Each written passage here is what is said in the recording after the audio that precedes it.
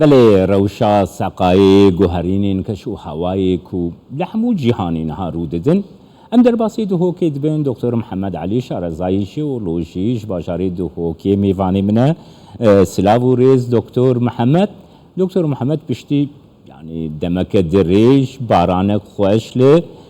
توايا كردستاني دباري قالوا سودا في باراني جبو يعني ساقاي تشاواد نرخيني دس بيكي ده في آگاهداری اشتبر زور سپاس راستی هاتنا في باراني قشك دا دنياي چونكي هبونا باراني بمعنى جيانا وبردوانبونا جيانية. طبعا ام المنطقة كذا جين منطقة كردستاني وكي هريمة كردستاني ام دبيجين تابعي كشو هواي نيزيكا لدرياي نافراست درياي سبي نافراست او كشو هواجي هندك ساخلتي تدهين و ساخلتي تويت سركي هافينا گرمة وحشكة وزوستانا جي بارانا و سرماية. هبونا في بارانه تشتكي پیش بینی کری بو چونکه ورز زوستانه دست پیکر راست تأخیر بو راده که بس اف تأخیر بون نگهشتوی آستی کو کارتی کرنکا مازن السر چاندنه بکد و هاتنا في بارانه الوقت کی باج دهات کو اوین چاندن کرین اعتماد سر چاندنا متبجنه دایمی یا اعتماد وان سر بارانه کارتی کرن لی نایتا کرن و اگر ویشه وی بید اف بارانا وک دست پیکا که پیش بینی که خیرت تا کرن کو ورزکی او سالکا پر باران و خیر و خوشی بیت انشاءالله. که محمد مروف دکاری ببیشه کو اف باران بارین ریگریه لحشک سالیه که الپیش دکاری بگره اف باران بارین اکونها لحریما کردستانی روده ده؟ راستی پیشبینیت کشو هوایی تینا کرن بشویه که گشتی امنشن بیجن پیشبینی خلال ماوی ساله که یعن 2 ساله یعن 10 ساله تیتا کرن حتی تو پیشبینیت درست دیار که سبارت بارانه و کشو هوایی پیدویه او داتا و او پیزانینت سبارت کشو هوایی و سبارت بارانا پیدویه اسی سالا کمتر نبن اوید بردست تا حطاتو بشیوه کی درست پیش بینیت خود دیار کی بس هبونا وان بارانا پیش بینی تید کرن کو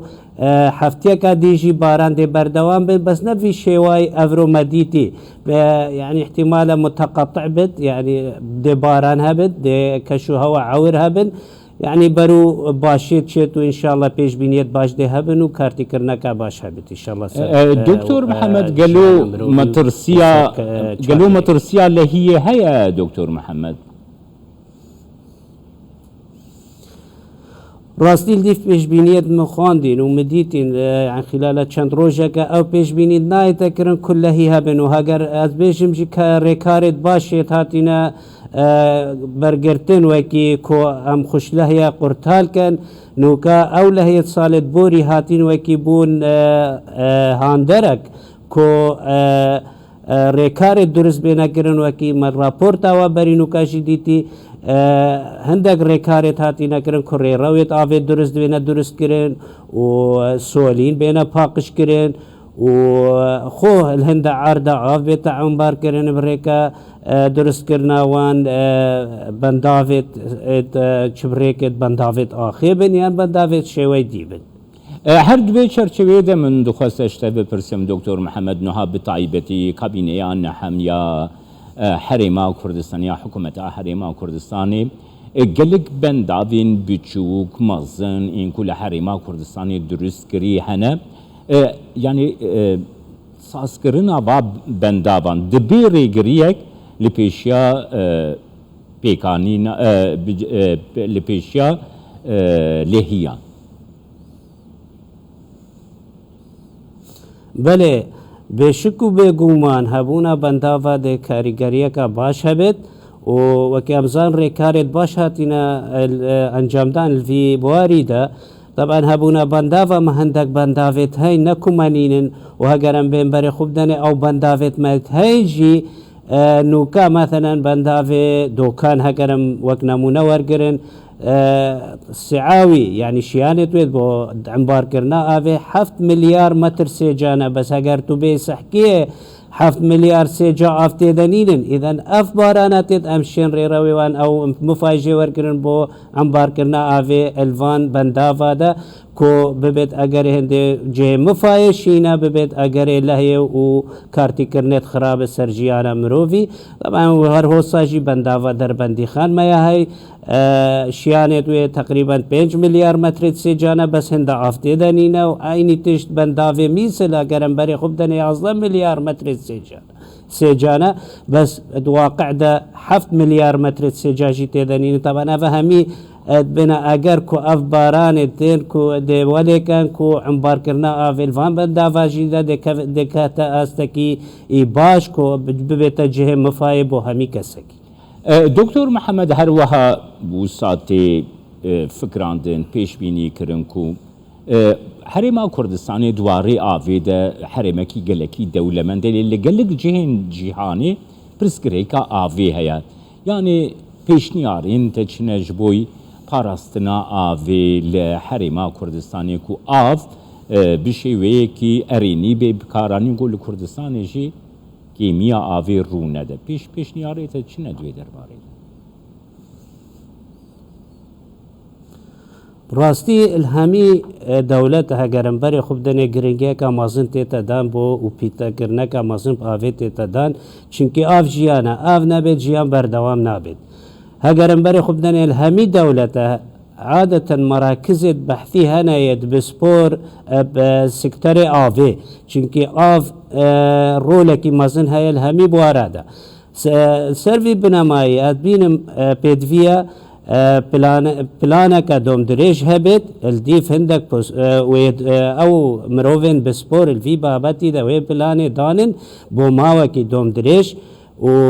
پیدویا درست کرنا بندافا یا بردوام به الدیف شیانه از نبیجم الا بنداف یه گلک مازن بدنا امشین هندک بندافا درست کن وقت بندافت ام بجنه ترابی بندافت بچیک ام دبیت جه مفای بو مهمیا و دش مشاکلت او آریشت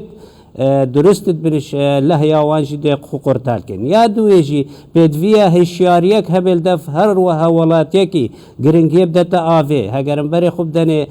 ریجه که مزنا آوه زعید بید چونکی او هشیاری دف هولاتینینا کو آوه بویشه وی زعینکت پیدویا هشیاری هبید توعیه هبید خالک دیا گرنگ پیدویا ام بحث بکن او وکولینا سر بابت آوه و ام بزانن که جارب چی شوازی ام آوه خو مزاختن تیدا کم کن وک نمونه بو آوه تیتب کارینا بو چاندنه و آوه جی دلخوشیه نوکا تقریبا ریجه که مازنش جوتیارت ما برب جوره که آفدانه چون وکی آفدانه دلوب قريب ريكات بجني راي بالتنقيط او دريب irrigation ويتين بريكا راي بالرش يعني افدانا برشاندنه بجني سبرينكل irrigation اف هر دو جورت افدانت بنا اگر هنده كوريجا آفياتيتا بكار اينام بو مبست چاندنه كمتر لبت ومفازيده تربت اف هندق ريكارن امشن مفاجئ ورگرين بو كمزاختنا آوه ام بشوازه کی زانستی بکار بینن و خو بو خو عنبار کرنا آوه زیده تر لب کن بو پاشا روشی بله سپاسیاتت کم دکتر محمد علی شارزایی جیولوژی اش باجاری دو خوکی تلگل